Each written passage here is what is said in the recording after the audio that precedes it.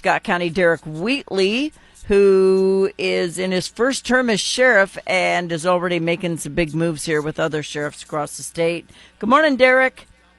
Morning. How are you doing today? Doing okay. How are you? Good. All right. So, Missouri Sheriff's Constitutional Firearms Alliance. That's a mouthful, but it's a big deal, so it's worth it, right? It is. It's a group that's been talked about for a while now, and after the new group of sheriffs came in, we've had several meetings and decided to start this alliance to not only help, protect them Second Amendment rights, but also advocate for other areas in gun laws. Yeah. So I don't know why people are actually scared of guns. The only time they're scary is when they're in the hands of an individual who wants to do you harm. And in my case, that's happened to me once in my life, but that inanimate object in and of itself is not the problem. Yeah, you're 100% correct. The gun is not going to kill you. It's the person using it that's going to kill you. So we do get a lot of pushback on this topic often from all types of people, and it's we're not advocating anything new. It's just we as sheriffs felt it was time to have an alliance to stick up for certain rights, help repel anything that could affect the Second Amendment. And I know we can get off in the weeds on this all day long, but it's something that's been needed for a while. Well, let's go in the weeds then, because I want to go there. A lot of people think that you don't need a gun because the London police don't carry guns. Well, they should, because London is getting to be a pretty scary place. And as a female, and I'm sure you would agree, I pray every night, and I said it this morning, Derek, I said, please do not let anybody come into my house unwelcome. But if they do, please give me the strength to do what I need to do, because I'm loaded like for bear and I'm ready. But I'm just that way because I know I can't fight off one or even two people, especially if they have weapons. Yeah, you're correct again. You have a right to defend yourself in your house. Our homes are our safe spots, and when somebody wants to do us harm in them safe areas, you have that right to defend yourself. And we've had some cases here recently, and, it didn't work out well for the bad guy. Well, and the bad guy should know that we have the castle doctrine, and thank God I live in Missouri. The castle doctrine is a gift from God because it'll protect you. You can protect your house, your dog, your yard, your car, anything that you own personally. If someone is trying to take it from you forcefully and do you harm, you have a right to protect yourself and not let them take your things. Yep, 100% right. And, I think that's where other parties want to get off in the weeds and, I don't think you should do harm to anybody, and nobody wants to harm another person. But we didn't choose it; they did when they decided to make us a victim. Yeah, that is correct. And sometimes your police agencies, if you're extremely rural counties, may be a long ways out. So you got to be able to. Today's society, unfortunately, take care of yourself. Well, and even if you're in town, as understaffed as a lot of police stations are, and I'm not talking specifically about any town, but some of them are severely understaffed, and there might be something huge going on somewhere, and they're doing something else. They can't get to you in the 90 seconds you have before your life might be over. Yeah, that's correct, and again, that's where these, us as sheriffs felt, it's nothing new. It's, we just formed an official alliance between most of the sheriffs in the state. And what's the alliance for? To say we're going to make sure that nobody's going to tread on you. You will not be infringed upon. Yeah, again, it's just, there's several groups for, any type of activities or businesses, and this is just one that the sheriffs decided to start this alliance together, and so we can stand as a group of sheriffs, because as elected officials, sheriff, our job is to uphold the Constitution of the U.S. and the state. Yeah. And sadly, in some states where they're trying to outlaw just different aspects of different kinds of guns. I mean, you know me, Derek. If I wanted to own a tank, I should be able to park one in my backyard. I don't think there should be any sort of limit on what I can have as far as defending myself. I would never want a tank in my backyard. I'm just saying the Second Amendment is there for a very, very good reason. And the forefathers knew that because they had to fight the British Army. So they were like, you know what? Everybody arm up, because if the government does get to the point where it's out of control, we may have to get together and fight back. It may come to that one day again. We never know. Yeah, and that's I think the big point we always get off on the argument is what style of gun, how many rounds, and again, I go back to just a regular shotgun that almost every person owns for hunting or anything. Even with 3 rounds, the right rounds, you can do just as much damage as a gun holding 30 rounds. Everybody thinks ARs are horrible. They're horrible in the wrong person's hands. Right. Is the problem. So I think we got plenty of gun laws. We got plenty of steps to make sure the right people are getting them. There's always flaws in all systems, but we just, as society, we got to police ourselves.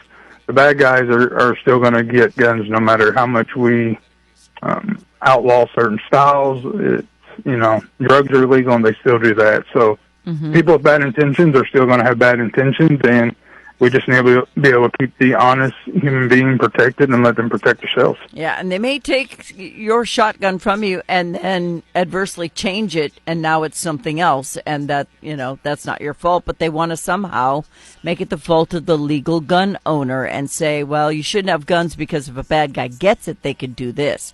I don't think that way. I just don't. I want to be able to protect myself. And they also don't take into account that if somebody breaks into your home and we're not all trained like police, we might go into freak out mode. And if there's more than one person, I might need more than 3 bullets because I'm probably going to miss twice. Right. So yeah, I always think about that. Yeah, I am pro everybody owning a gun, but if you don't want to own a gun, that is also your, constitutional right. We're not forcing, people to go buy guns. It's just, we want the people who want to have them. We want to make sure nothing changes. And, I don't think there's anything out there that's going to change that. But again, we just, as a group of sheriffs, finally came together and came up with this alliance. So the alliance will what? What are there are 3 talking points that are on the news release. Do you have it in front of you? Yeah, I do. Obviously, we're going to advocate for responsible gun ownership and hold violent offenders strictly accountable for that. As law enforcement, there's only so much we do before it gets passed off to the judicial system. I think around here it's great. Some of the big cities, like Chicago, they've got a lot of gun laws, and they're one of the most violent cities in the U.S. for guns. So that's lenient. Not working out well for them. They're lenient when it comes to prosecution, though. They're like, jails are full. Let's give him a few days and let him out. He committed a gun crime, maybe armed burglary or something, but they don't have harsh enough punishments for gun crimes.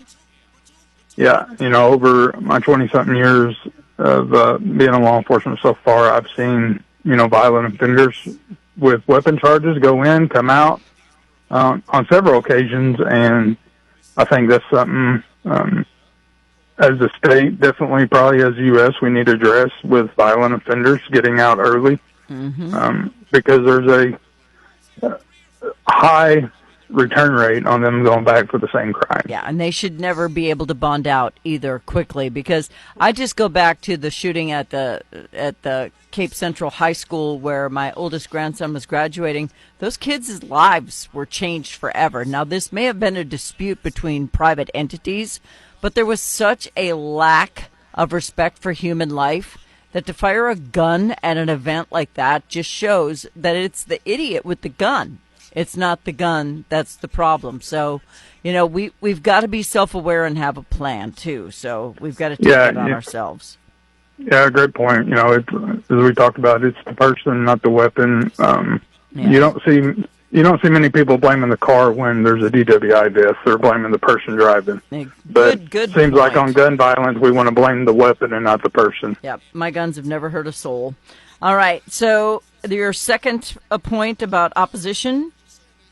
Yep. So as a group, we will keep an eye on all sessions of government going on in the state, and if there's anything we feel we need to impose that's going to infringe on them Second Amendment rights, we will, as a collective group, send in recommendations or our opinions, and even we often as sheriffs occupy the state capitol for various events anyway. So we have always got somebody up there during session.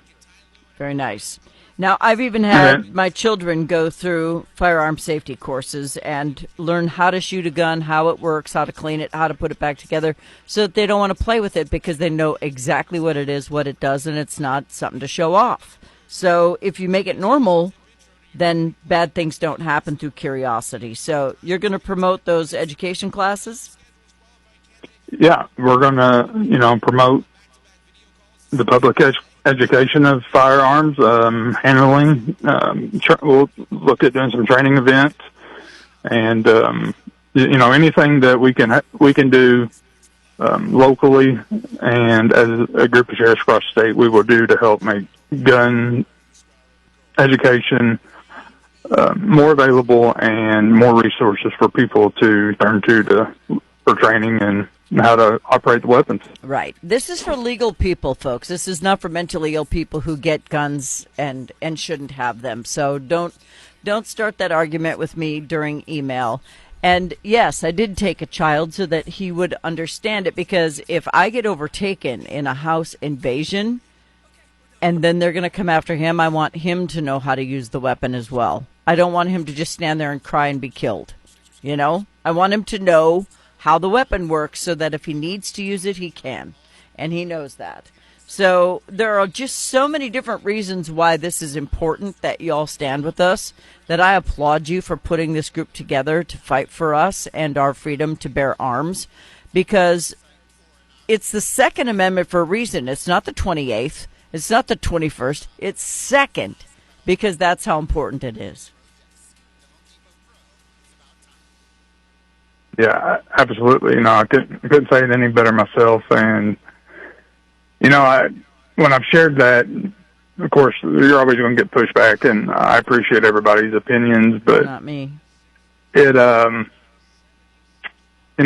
for me, it seems like the spinoff went from guns to the illegal immigration, and I'm been accused of sharing that for political reasons only, and anybody who knows me, whatever party you're with, I am fine with that. My job is to take care of the citizens of my county, and, no matter what religion, race, creed, party you're affiliated with. But sometimes you get a lot of pushback, and that's fine, and, we try to educate, and I have certain values and stances that I'm going to stand on. So good for you. Keep fighting the good fight. You have more people with you than you do against you.